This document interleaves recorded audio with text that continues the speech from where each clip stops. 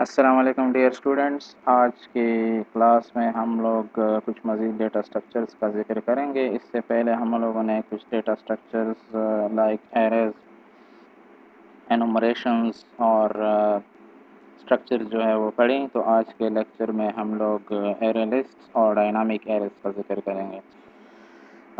Array list बुनियादी तौर पे क्या होती हैं और इनमें और एरेज में क्या फ़र्क है, सो ये हम लोग अभी डिस्कस करते हैं। ओके, सो हम लोग एरेज और एरे लिस्ट का डिफरेंस जो है वो देखते हैं।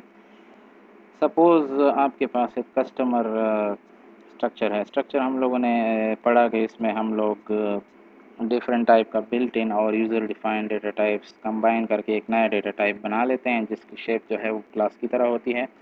लेकिन क्लास बहुत ही एडवांस्ड है क्योंकि उसमें इनहेरिटेंस और पॉलीमॉर्फिज्म वगैरह होती है। सो सपोज़ हमारे पास एक कस्टमर डेटा के मुतालिक एक स्ट्रक्चर हम लोगों ने बनाया हुआ है, like customer name, customer address, customer telephone number, और उसको हम स्टोर करना चाह रहे हैं। तो इसको अगर आप एरे में स्टोर करेंगे तो आप जो है कुछ इश्यूज़ आपको सामने आ सकते हैं। फॉर एग्ज़ाम्पल, अगर आपने न्यू कस्टमर जो है वो एरे में ऐड करना है तो आपको एरे का साइज़ चेंज करना पड़ेगा और आइटम जो है लास्ट पोजीशन पे इंसर्ट करना पड़ेगा।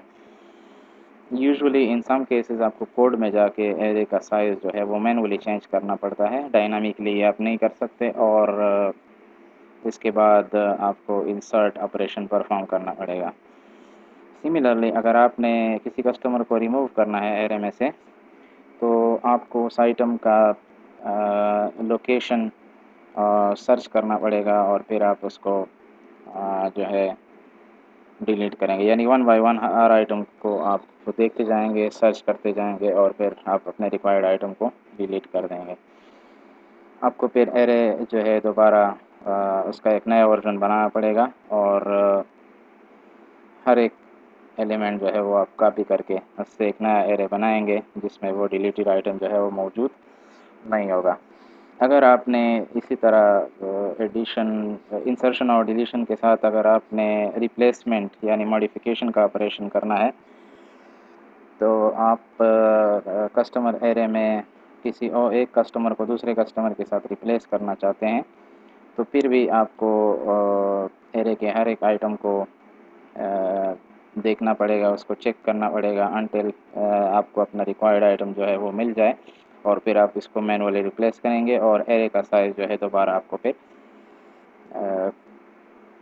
सेम रहेगा, उसमें चेंज नहीं होगी। लेकिन ये भी एक हेक्टिक जॉब है। तो ये तीन किस्म के सिचुएशन हमारे पास आ सकती हैं जिसकी वजह से यूजुअली एरेज जो हैं वो इतने सूटेबल नहीं हैं ज़्यादातर एडवांस टास्क के लिए। इंसर्शन, डिलीशन और मॉडिफिकेशन या अपडेशन जो है वो ज़्यादा हेक्टिक जॉब है। तो इसीलिए एरे लिस्ट जो है वो इंट्रोड्यूस कराया गया है, जो कि एक बिल्ट इन क्लास है हमारे पास विजुअल बेसिक के अंदर, और ये इंसर्ट, डिलीट और अपडेट का काम बहुत ही आसानी से आप इसके अंदर कर सकते हैं। तो लेट्स सी, इसको हम लोग प्रोग्रामेटिकली, प्रैक्टिकली हम इसको देखते हैं। याद रखें कि हमारे पास एरे लिस्ट जो है ये एक बेसिकली ऑब्जेक्ट है। तो आपको ये बेसिकली डिक्लेयर करना पड़ेगा। सबसे पहले आप लिखेंगे डिम, अपने एरे लिस्ट को कोई नाम दे दें, एज न्यू का कीवर्ड लगाएंगे। न्यू का कीवर्ड आप नॉर्मल वेरिएबल्स के साथ नहीं लगाते, लेकिन जब किसी क्लास वेरिएबल का आप ऑब्जेक्ट बनाते हैं तो फिर आपको न्यू का लफ्ज़ लगाना पड़ेगा। यानी यहाँ पे आप एक ऑब्जेक्ट बना रहे हैं एरे लिस्ट क्लास की, तो उस ऑब्जेक्ट का नाम है माई लिस्ट और न्यू कीवर्ड के ज़रिए हम उसका एक इंस्टेंस जो है वो बना रहे हैं और एरे लिस्ट जो है वो क्लास का नाम है। ओके, ये क्लास हमारे पास बिल्ट इन मौजूद है और इस पे हम डिफरेंट इंसर्ट, डिलीट, अपडेट और सर्चिंग वगैरह के ऑपरेशन बहुत इजीली बिल्ट इन मेथड्स की मदद से परफॉर्म कर सकते हैं। अच्छा, यहाँ पे हम लोगों ने अ, एक लिस्ट बॉक्स बनाया है और दो बटन जो है वो बनाए हैं, एक आइटम ऐड करने के लिए और एक आइटम रिमूव करने के लिए। तो जब हम ये बटन क्लिक करेंगे, सबसे पहले हम इसको रन करते हैं।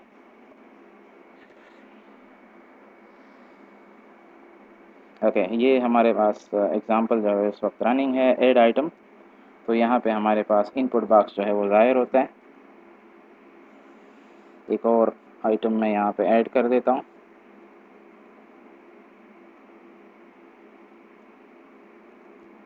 तीन आइटम्स हमारे पास यहाँ पे ऐड हो गए।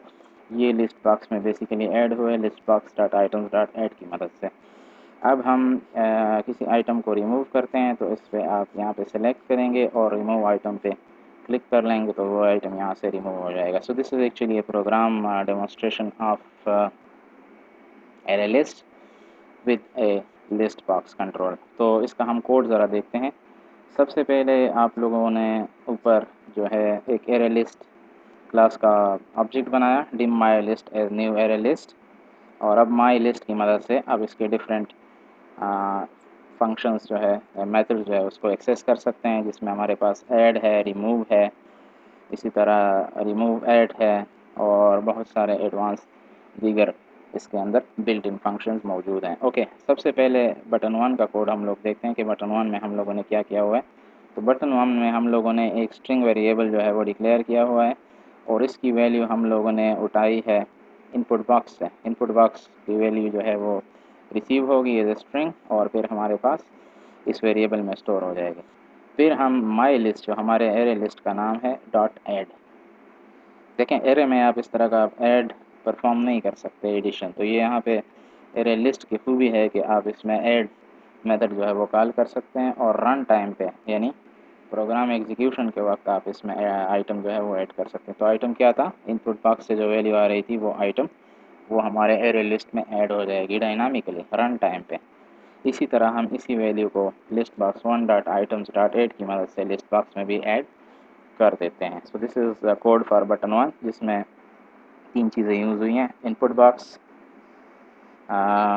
एरे लिस्ट में ऐड मेथड और लिस्ट बॉक्स में ऐड मेथड। अब हम रिमूव का कोड देखते हैं। तो रिमूव का कोड हमारे पास, इसमें हम लोगों ने आइटम को एज स्ट्रिंग लिया हुआ है और list box 1 dot selected item, selected item का मतलब है जिसको हमने क्लिक किया है, सेलेक्ट किया है डॉट टू स्ट्रिंग, उसकी स्ट्रिंग वैल्यू ये हमें रिटर्न कर देगा। यानी यूज़र ने लिस्ट बॉक्स में जिस आइटम को सिलेक्ट किया हुआ है वो बेसिकली हमारे पास हाईलाइट हो जाएगा। List box 1 dot items dot remove, remove method क्या करता है, लिस्ट में से किसी भी आइटम को रिमूव करता है और आइटम हम लोगों ने जो सिलेक्टेड आइटम था उसको हम लोगों ने आइटम का नाम दिया हुआ था। इसी तरह हम इसको एरे लिस्ट में से भी रिमूव करते हैं, my list dot remove item. अच्छा, लिस्ट बॉक्स में एक मसला होता है कि अक्सर जब आप इसमें से आइटम रिमूव कर लेते हैं तो इसमें वो आइटम जो है फिर भी शो होता है क्योंकि वो रिफ़्रेश नहीं होता। तो लिस्ट बॉक्स को आपने रिफ़्रेश करना होता है ताकि इसमें हमारे पास जो डिलीटेड आइटम है वो इसमें बेसिकली मज़ीद शो ना हो। इसी तरह एरे लिस्ट में हमारे पास कुछ और मेथड्स भी हैं जो कि मैं आपके सामने यहाँ पे डिस्कस करता हूँ। अच्छा, एक बात आप लोग याद रखें, ये एरे लिस्ट आपने बटन क्लिक और बाकी मेथड्स के ऊपर जो है डिक्लेयर करना है। वजह ये है कि ये एरे लिस्ट हर सब रूटीन के अंदर बटन क्लिक के अंदर यूज़ हो सकती है। तो आपने इसको बाहर यानी पब्लिक क्लास के जो पब्लिक डिक्लेरेशन है उस हिस्से में आपने इसको डिक्लेयर करना है। ओके, एरे लिस्ट के कुछ मज़ीद ऑपरेशंस हम यहाँ पे देखते हैं। फॉर एग्ज़ाम्पल मैं यहाँ पे लिखता हूँ माई लिस्ट डॉट और यहाँ पे अगर आप इसके मेंबर्स को देखें तो बहुत सारे यू कैन सॉर्ट कर सकते हैं एरे लिस्ट को किसी पर्टिकुलर ऑर्डर में। इसी तरह आप इसको रिवर्स भी कर सकते हैं जिस तरह एरे को हम लोगों ने सॉर्ट और रिवर्स किया था। रेंज को आप रिमूव कर सकते हैं यानी गिवन नंबर ऑफ़ आइटम्स, एक आइटम्स नहीं एक से ज़्यादा आइटम्स भी आप एट ए टाइम रिमूव कर सकते हैं। इसी तरह रिमूव एट आपको देखें, एरे लिस्ट और एरे का इंडेक्सिंग सिस्टम एक ही है यानी 0 से स्टार्ट होते हैं और n-1 तक जाते हैं। तो अगर आपने इसमें से कोई आइटम रिमूव करना है किसी इंडेक्स के ऊपर तो आप फॉर एग्ज़ाम्पल लिखेंगे रिमूव एट और यहाँ पे फॉर एग्ज़ाम्पल आप कहते हैं कि 0, तो ये हमारे पास फर्स्ट आइटम जो है वो डिलीट हो जाएगा। Similarly my list dot remove क्या करता है, it actually removes a selected item. अच्छा, इंसर्ट जो है भी ऐड की तरह काम करता है, लेकिन इंसर्ट स्पेसिफिक लोकेशन पे हमारे पास आइटम जो है वो ऐड करता है, जबकि ऐड जो है वो at the end of the list आपके पास। तो देखें, एरे लिस्ट बहुत ही फ्लेक्सिबल डेटा टाइप है और इसमें एरे के मुकाबले में बहुत ज़्यादा ऑपरेशंस आप परफॉर्म कर सकते हैं। अच्छा, इंसर्ट रेंज में अब बहुत सारी वैल्यूज़ एक साथ एज ए रेंज ऐड कर सकते हैं। इंडेक्स ऑफ आपको बताता है कि एक पर्टिकुलर आइटम कौन से लोकेशन पे हमारे पास मौजूद है। आप इसको डेटा देंगे और ये आप उसका लोकेशन बताएगा। काउंट जो है ये आपको बताता है कि एरे लिस्ट में कितने नंबर ऑफ़ एलिमेंट्स हमारे पास मौजूद हैं। इसके ज़रिए आप कॉपिंग भी कर सकते हैं। क्लियर का मतलब ये है कि एरे लिस्ट जो है वो क्लियर हो जाएगा, ऑल आइटम्स एट ए टाइम जो है इसमें से रिमूव हो जाएंगे। तो it will be my list dot clear. इसी तरह माई लिस्ट डॉट ऐड मैंने आपको बताया कि add end of the array list एक आइटम जो है वो अपेंड करता है, यानी ऐड करता है। और ऐड रेंज क्या करता है, मल्टीपल आइटम्स को at the end of the array आप इसमें ऐड कर सकते हैं। तो एरे लिस्ट हमारे पास एक बहुत ही फ्लेक्सिबल डेटा टाइप है और इसकी मदद से एरेज में जो मसाइल आते हैं इंसर्शन, डिलीशन या मॉडिफिकेशन और अपडेशन के वक्त, तो वो आप इस ये एरे लिस्ट की मदद से बड़ी आसानी से उसको हैंडल कर सकते हैं। और बाकी इसका जो बिहेवियर है वो एरे की तरह ही है। तो मतलब इसमें आप you can have very much flexible operations and data storage using array list than array। तो ये आपके चॉइस है आपके पास कि आप स्टैंडर्ड एरे इस्तेमाल करते हैं अगर आपको ज़्यादा फ्लेक्सिबिलिटी नहीं चाहिए, या आप एरे लिस्ट इस्तेमाल करते हैं अगर आपको इस तरह के डिफरेंट एडवांस्ड ऑपरेशंस चाहिए, तो आप एरे लिस्ट भी जो है वो इस्तेमाल कर सकते हैं।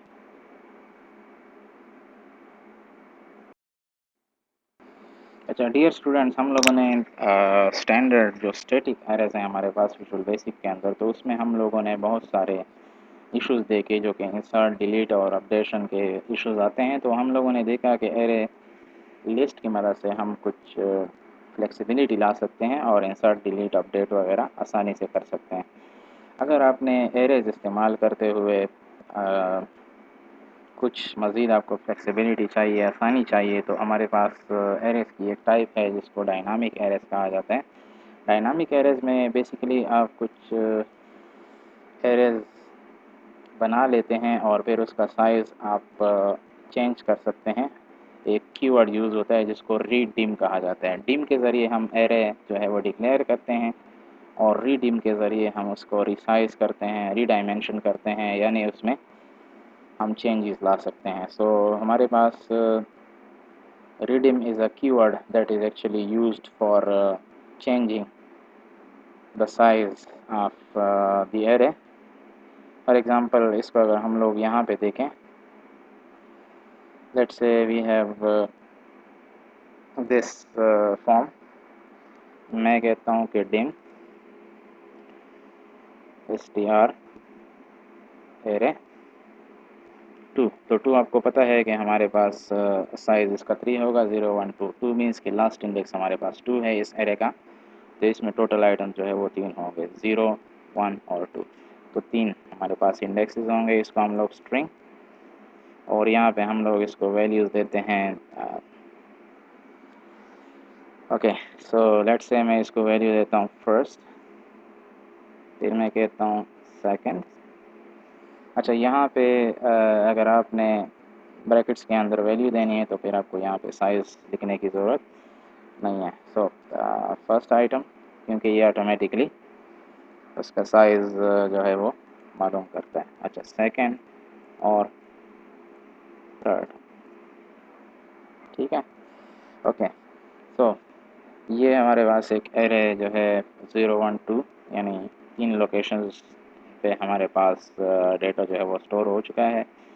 अब हम क्या करते हैं, अब हम इसको रीडायमेंशन करते हैं। सो रीडायमेंशन करने के लिए you can use the keyword redim और str एरे।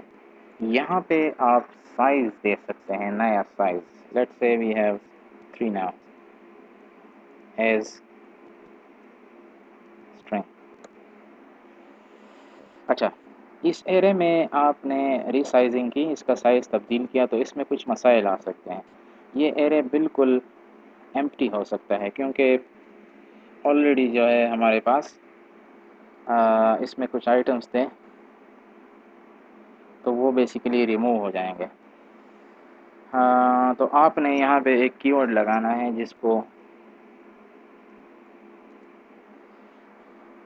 प्रिजर्व कहा जाता है। प्रिजर्व का मतलब ये है कि एरे जब रिसाइज होगा, इसमें जब न्यू लोकेशन शामिल होंगे तो इसमें जो ओरिजिनल डेटा आइटम्स थे वो रिमूव नहीं होंगे, वो क्लियर नहीं होंगे, वो भी इसमें मौजूद होंगे और आपके पास नए आइटम्स भी आप इसमें ऐड कर सकते हैं। तो हमारे पास लोकेशन 0, 1, 2 पे तो ऑलरेडी आइटम मौजूद थे, हमारे पास एक लोकेशन जो है वो हाल ही है str एरे 3 और इसको हम लोग लेट से कोई वैल्यू दे देते हैं फर्स्ट, सेकंड, थर्ड, फोर्थ।